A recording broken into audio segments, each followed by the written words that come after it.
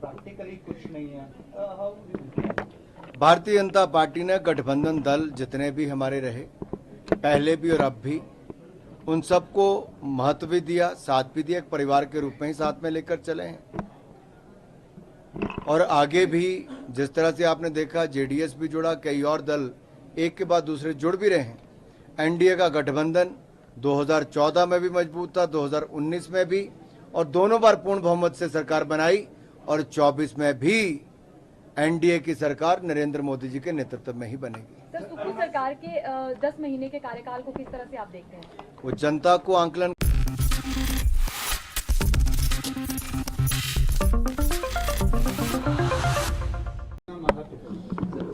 भाई, इसको या तो और ऊपर उठा लो या नीचे कर लो।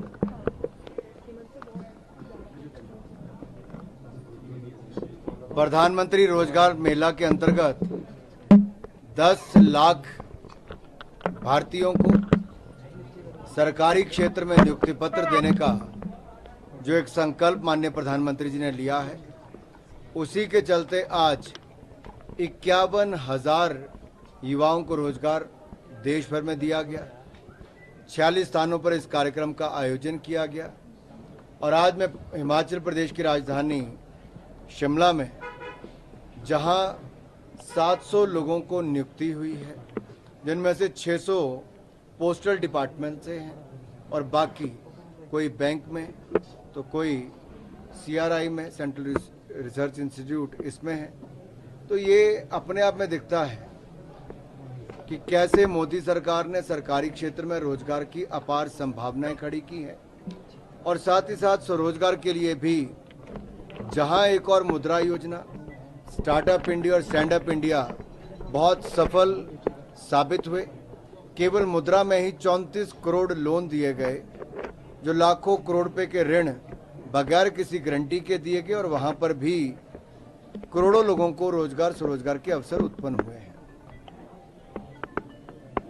सर, जो महिला जो है केंद्र में पारित हुआ है, किस तरह से देखते हैं आपकी लोकसभा या विधानसभाओं में इंटेंशन क्लियर? देखिए, मैं आभार प्रकट करता हूं माननीय प्रधानमंत्री जी का, जिन्होंने साहस भी किया, संकल्प भी लिया और सिद्धि तक लेकर आए। नारी शक्ति वंदन बिल ये पास भी करवाया, जो 27 वर्षों से कोई नहीं करवा पाया था। दिखावे के लिए कांग्रेस भी लाई थी, लेकिन पास नहीं करवाया। मोदी जी लाए भी और नारी शक्ति वंदन बिल पास करवाया भी। तभी तो कहते हैं मोदी है तो मुमकिन है। ये इसीलिए कि जो भी कार्य हाथ में लिया, धारा 370-35 से हटाई, ट्रिपल तलाक से निजात दिलाई, भारत को दुनिया का 5वां सबसे बड़ी अर्थव्यवस्था बनाई, डिजिटल टेक्नोलॉजी में, डिजिटल पेमेंट्स में भारत को दुनिया में नंबर 1 पर लाए। और अब मेरी मातृशक्ति के लिए, बहनों के लिए, युवा साथियों के लिए संसद से लेकर विधानसभाओं में 33% महिलाओं के लिए आरक्षण देना, ये बहुत कम देश कर पाए, जो हमारे भारत ने मोदी जी के नेतृत्व में किया है। कांग्रेस एमपी मनिकम एआईडीएमके के विड्रॉल के एनडीए से बाहर होने के बाद कह रहे हैं कि NDA has now become party on paper, खाली पेपर पे रह गई है, प्रैक्टिकली कुछ नहीं है। हाउ भारतीय जनता पार्टी ने गठबंधन दल जितने भी हमारे रहे पहले भी और अब भी उन सबको महत्व भी दिया, साथ भी दिया, एक परिवार के रूप में ही साथ में लेकर चले हैं। और आगे भी जिस तरह से आपने देखा जेडीएस भी जुड़ा, कई और दल एक के बाद दूसरे जुड़ भी रहे हैं।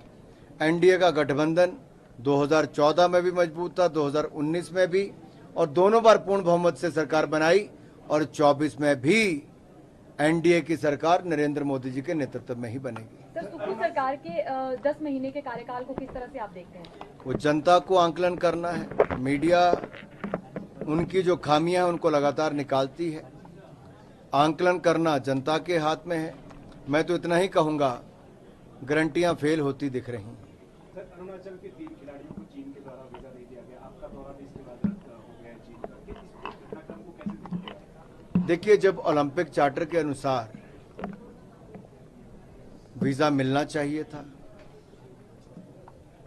और ओलंपिक कमेटी ऑफ एशिया का ये दायित्व भी बनता था और चीन को भी भारत के किसी भी कोने से कोई भी खिलाड़ी जो भारत को रिप्रेजेंट कर रहा है उसको वीज़ा देना चाहिए था, लेकिन जो व्यवहार था वो अच्छा नहीं था, जो भेदभाव किया गया वो हमें मंजूर नहीं था।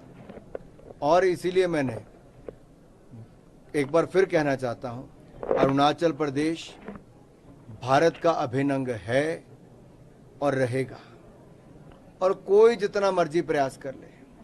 कुछ लोगों ने आंखें तब भी दिखाने का प्रयास किया जब G20 की बैठक अरुणाचल प्रदेश में हो, लेह लद्दाख में हो या कश्मीर में हो, भारत न तब झुका था न भारत अब झुका है, न भारत तब रुका था न भारत अब रुकाएगा।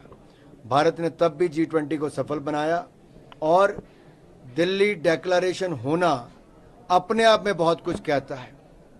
अफ्रीकन यूनियन का हिस्सा बनना G20 का बहुत बड़ा संदेश है। इकोनॉमिक कॉरिडोर का भारत, यूएई, यूरोप की अपने आप में बहुत बड़ा संदेश है कि सिल्क रूट की तरह अगले हजारों सालों के लिए मोदी जी ने जो एक रोड मैप कर दिया है वो अपने आप में बहुत बड़ी ताकत है। बायोफ्यूल अलायंस, ये भारत के किसानों के लिए बहुत बड़ी ताकत है।